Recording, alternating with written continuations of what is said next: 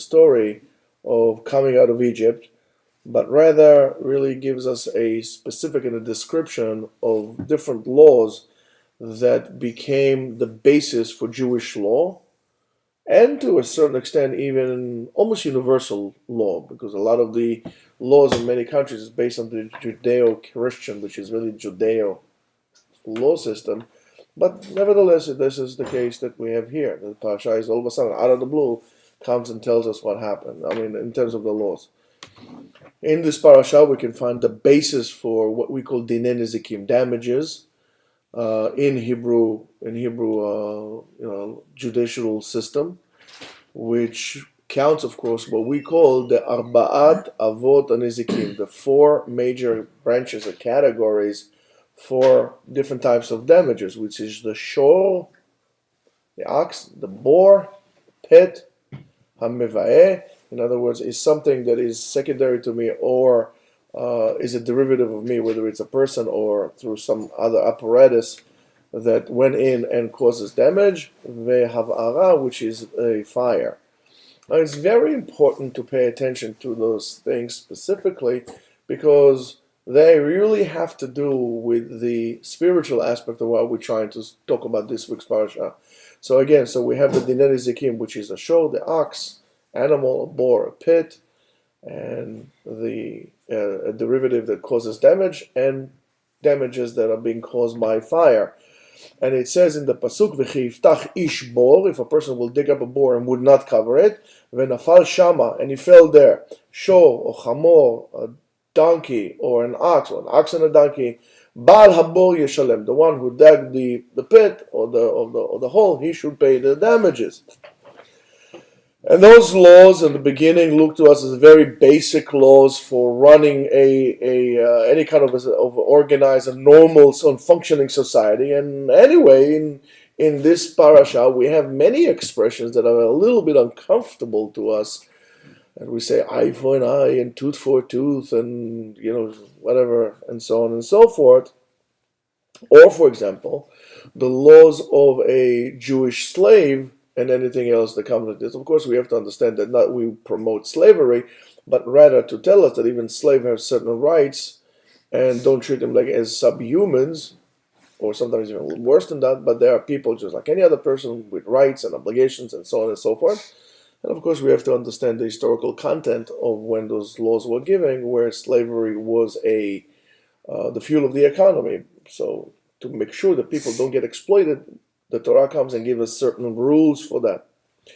The Zohar tells us that the purpose of Parashat Mishpatim, of our parasha, is really to tell us the secret of the laws of the rules in which the universe is really operating.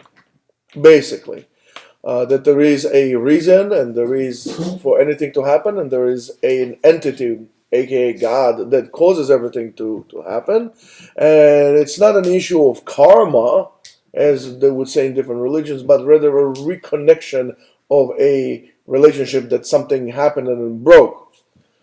And the laws, for example, if we're going to talk about the laws of slavery, are explained by the Zohar as the slavery of the soul to the body, its senses, and its urges.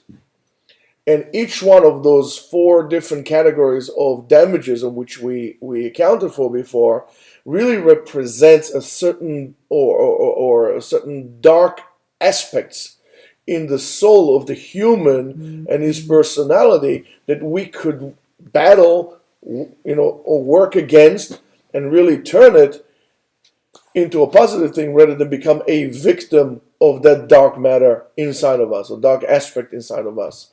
And if we talk about shor, which is a representation, maybe we'll talk about it later, bore, something that you drop yourself in, and so on and so forth.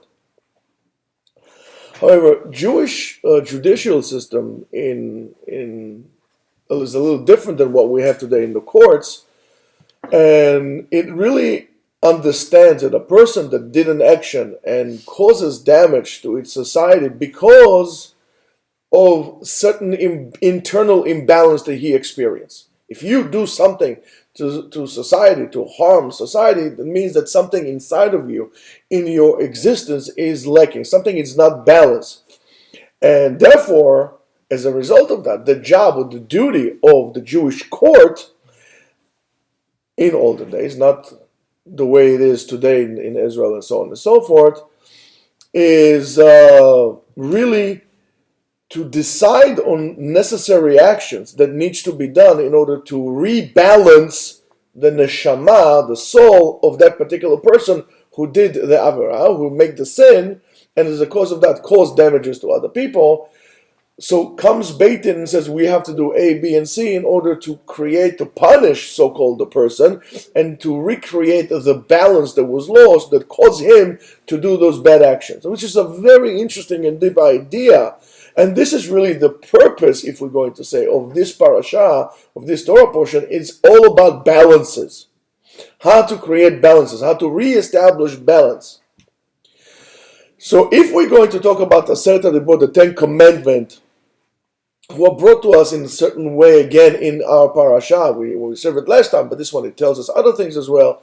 The greatness is of those words, of those sentences, of those verses, is in the change in concept from a point of view where the laws that we have are societal laws, to a concept where the laws that we have are really spiritual / universal laws, that the purpose that we have by them is really to reconnect us with HaKadosh Baruch Hu,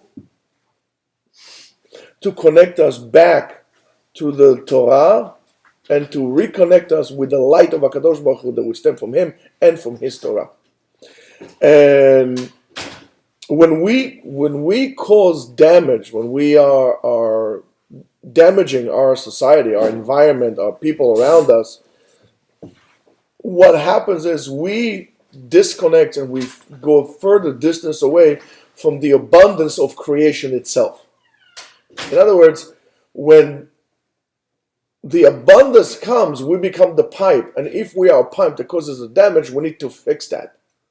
But when we cause that, when we cause suffering and when we cause damage to other people, we are disconnected from that pipe that abundance came through, and that in a way we are connected ourselves also to suffering and to pain, and at the end of that suffering that we cause other people is coming back to us in different ways, because that's the punishment is going to be this world and the other world and so on and so on. In other words, you can't get away with in life without paying a price for something that you do or you don't do, to that matter. In other words, everything has a price. Everything is a price. You can't just do things and expect that there's going to be somebody will turn the cheek or somebody will close his eyes and you're going to be able to get away with everything. Because we do say, Ayin ro'ah, what we say? The eye sees, the ear hears, and all your actions have been written in the book. So even if you did something that nobody really could see, don't worry. God has His own cheshbon, His own calculation, and everything that you did, good or bad, there's going to be a price. There's going to be a price that either you're going to pay or going to be a prize in which you're going to receive. And you have to remember that. You can't just go ahead and become a menace, just creating chaos in people's life and think that you're going to get away with it. Our perspective is very short. We see things from a very short perspective. We are like horses that you put this thing on the side and all they see is themselves and the path that they go. They don't see the whole entire view. They don't see the whole entire prism and the perspective of life as it is. But you would pay for everything you do.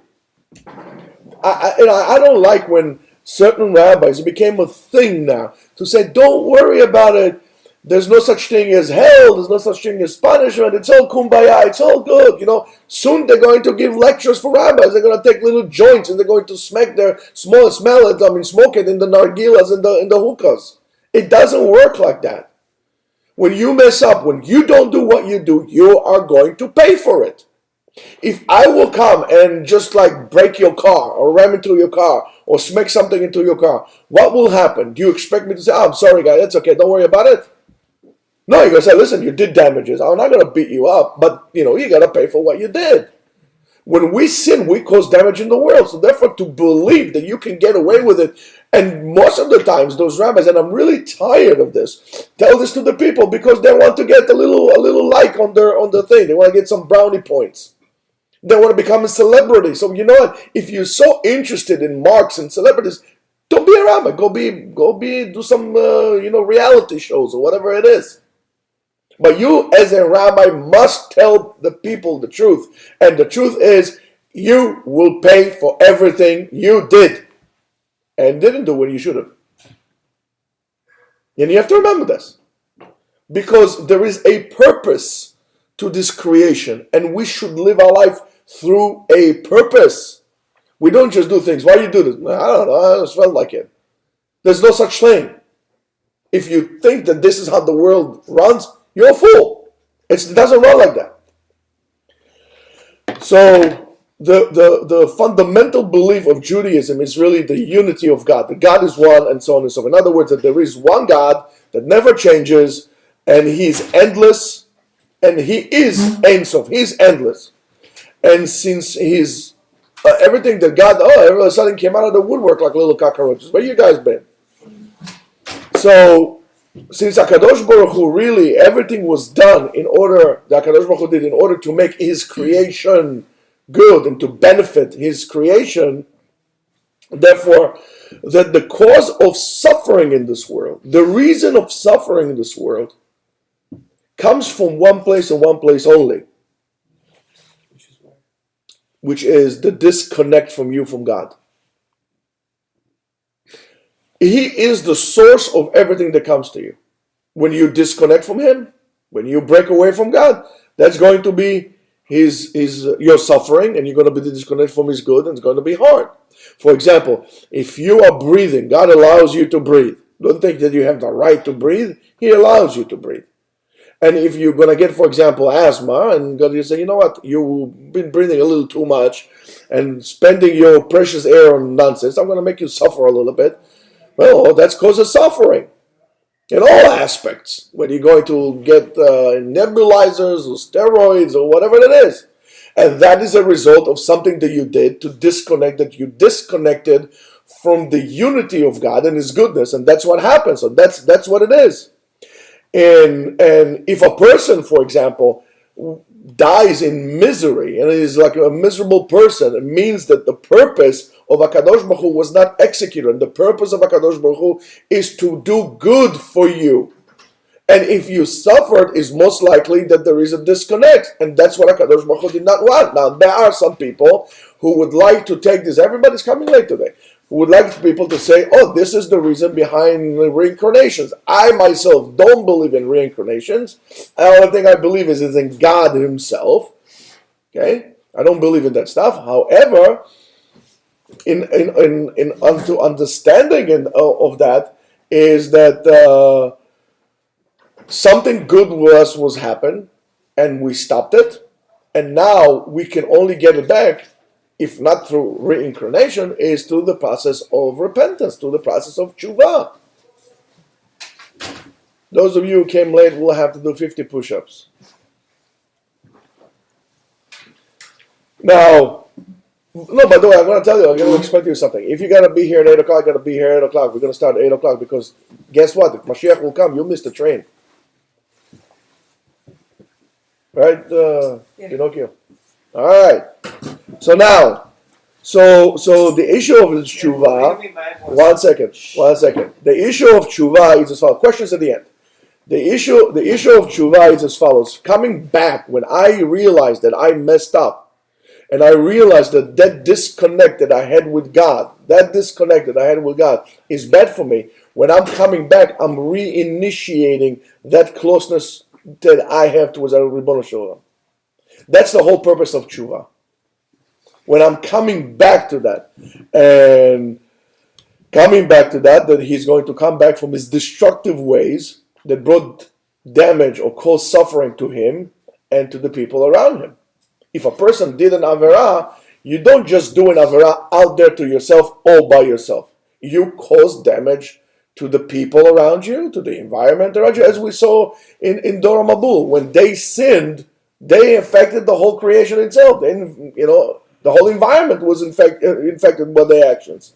And this is the same thing as, for example, if a person has a certain illness in a limb. If you're not going to take care of that particular limb that it's bad, that's going to affect your whole entire body. If you have a cut in the finger and you haven't taken care of it, you might get an infection, and then it's going to affect the whole entire body. You can get blood poisoning and who knows what. And needless to say, if you have other types of diseases and or blemishes in your body, I don't know, you have a little bit of a gangrene in your finger, and all of a sudden it spreads all over your body and you die. You gotta take care of it. Now there's ways to take care of it. You gotta take care of it in the beginning, at the very beginning when things just happen, so the measures are not going to be so severe. But however, if you neglect it and it becomes very severe, guess what you gotta do? You gotta cut off this limb, otherwise the whole body gets infected. And that's terrible. Now, if we're going to talk about what we talked about before, among other things, it's talking in this parasha that we have Parashat Mishpatim, for example, that causes damage to the body, is not keeping Shabbat. In this parasha, it says we have the obligation of Shvita b'Shabbat, of sitting down and resting on Shabbat, to that matter. And it says in the parasha, in Perek Chav Gimel Pasuk Yud Bet, Sheshet Yamim Ta'aseh Ma'asecha. 6 days you'll do whatever you want. Uvayom Hashbi'i, on the seventh day, Tishbot, you should rest. Why? Why you should rest? It doesn't say Zecher L'Maaseh Bereshit. It doesn't say Yetziat Mitzrayim. It doesn't say all these things. But it does tell us why I should do Shvita. And the reason for Shvita is Leman, in order for Yanuach Shorcha, that your ox will rest, V'chamorcha, and your donkey. Again, remember the ox that we were talking about, the ox? That brings you down here too.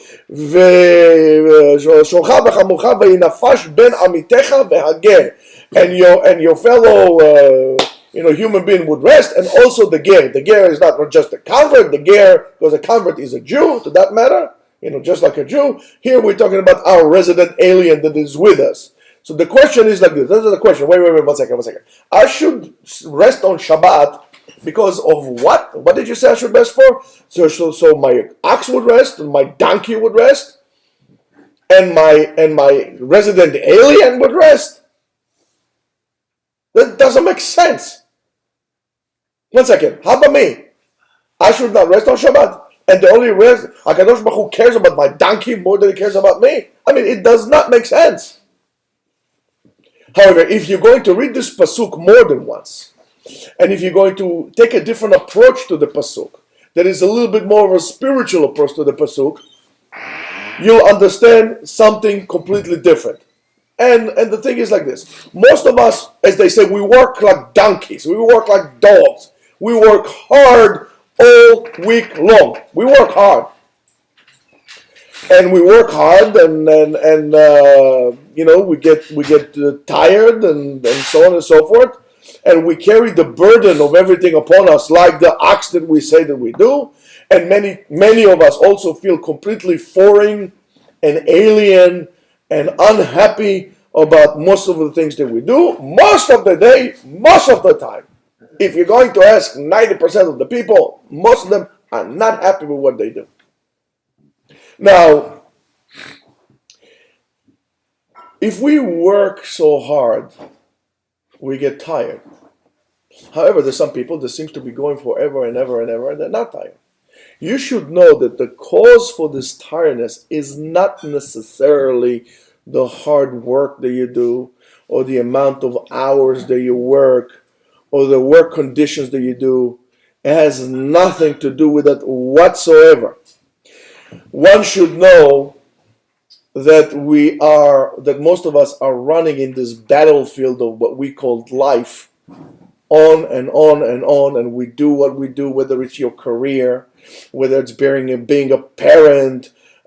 We work so hard, and most of the time, in order to get somebody else's approval, in order to prove something to someone. We're not doing so because we feel an internal motivation to do so. We're doing so because we need to prove something. It's like we need to get a medal, some kind of a prize, Parent of the Year award, when you know that what you're doing. And I know many cases like this of parents that thought that they are doing the right thing for the kids, not because, and they knew that it's the wrong thing for the kids, but the only reason they did so because they felt that now it's my turn to get the reward of the mother of the year, of the father of the year, to sacrifice everything, really not for the benefit of the kids, just for that. So people would say, oh, he's a hard worker, he works, he kills himself for his children. Not because that's what really the kids need, and that's not exactly what he needs, but to get some kind of a recognition from something like that. And something like that, or someone that does it like this, guess what? It gets very tired. That's very tiresome. That's a person that does it is not really the owner. He's not the balabait. He's not the balabait. He's not the owner. He's not the boss. But rather than being the boss of his life like this because he's not doing it for himself, if you know what a boss is a little different. He's doing so in a different manner. He is the donkey. He is the donkey that thinks that if he's going to work very, very hard, only then he's going to get appreciated. Because again, he's doing it for other people. He doesn't do it for himself. People turn work into their idol. I'm not saying you should sit and do absolutely nothing. That's not what I'm saying. But if you're going to work, do it for the right reason. Therefore, you should pick the job that is good for you, not what your daddy wants you to do, or your mommy wants you to do, or your guidance counselor wants you to do. What you want to do, what you know that you should be doing. You don't go to school, you don't go to medical school so your mommy can say, my son is a doctor. That's why we have such horrible doctors. But the good doctors, and there are very good, amazing doctors, I met few of them like this, are tremendous doctors, and I'm going to tell you, there's some, they're just amazing. But they are amazing, not because they're smart or smarter than the other ones, because they did it, they became doctors because they wanted to become doctors. A doctor that didn't want to become a doctor, but became a doctor, he's a horrible doctor because he can't wait to get the heck out of there. He wants to go home, he doesn't want to hear the people anymore. And yet somebody like this, there's no hours in the day. He can work all day long. He can work until the job, and he loves it. And he comes to work at 8 o'clock in the morning, and he is like a tiger. He's like smiling, and he's always nice. I met people like this. That's not all doctors, but some of them. Just like anybody else. A lawyer or a teacher. Teachers are horrific. Many people became teachers because they just couldn't find anything better to do. And that's why one of the reasons why education looks the way it is. Listen, I know what it is. Now, or we are, for example, we are the ox who thinks that the whole entire burden of the world is on him. Why? Because he is the korban. He was born to suffer. He was born to carry the whole thing. He is like the martyr who does like this. He does everything in the house. He paints, he cooks, he does everything. If he could, the man will give birth also. And there's some people who are the ox. They think the whole world is on their shoulders. Guess what? The world is not on your shoulders. You're going to pass from this world, and the world is still going to be going, and don't worry about it. You're not Atlas is holding the world like this, up like that. And if you do think so, therefore there's no wonder why you feel so strange to yourself, don't you? You feel like a nochri. You feel like an alien, like a resident. You don't feel like a boss. Because you are alien to your real needs, you are foreign to your spiritual needs. And that's a very, very big thing because nobody teaches you to do so. So comes HaKadosh Baruch Hu and it tells you the following. Go free from inside of you, from within you, the donkey, the ox. Let them rest. Put them to the side for one day. Stay at home alone with your neshama, with the balabas, with the Rebbetzin, the real Rebbetzin, the real boss of the house. Get to know each other. Maybe you'll find something terrific. You reignite the love that was there. Just like parents, the kids are always busy with the kids. They never have time for themselves. All of a sudden, all the kids went to buy ice cream. And they find each other. They actually realize, I forgot what I married you all together. And that's what we need to do. Come to Shabbat and say to you, get in touch with your neshama again. And that is the problem. The suffering that we do because we go after the ta'ava, after the yetzer, after our insecurity, when we make decisions out of fear, not out of passion. And we become slaves, just like the slave that there is in this parasha that doesn't want to become free. And the question is, of course, why? What's the story of a Jewish slave? It's a fascinating story. Because we punish him only after 6 years of slavery when he comes to the conclusion that he doesn't want to be free. He wants to be a slave of a man, of a human. So then what do? We get his ear, we put it at the door, we slash his ear like that. And his punishment, therefore, it seems to be, is not for the act that he stole or the fact that he became a slave, but rather for the fact that he doesn't want to become free. You never thought about it this way. You always thought that we put it like this because he's a slave.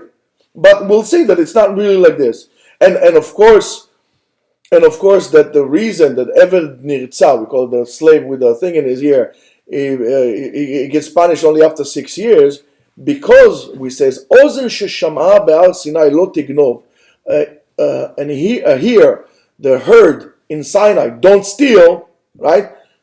Halach haganav, he went and became a thief. So therefore tiratza, that ear that heard don't steal, cut it, So therefore, the question should be like this. Any person that violated a mitzvah that was given in Har Sinai should have his ear. If a person murdered, or a person went with his best friend's wife, or a person who's mechalel Shabbat, or anything that you heard in Sinai, or any other mitzvah, everybody should have like slashed ears here.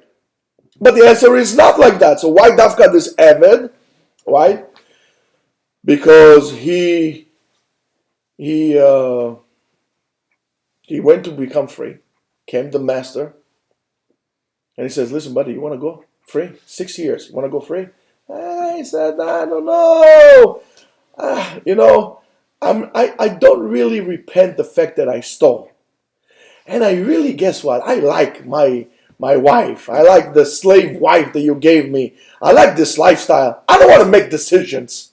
Because when you're free, you have to make decisions. I don't want to make decisions. I don't want to pray to God to give me food. I don't want to pray to God to help me do what I need to do.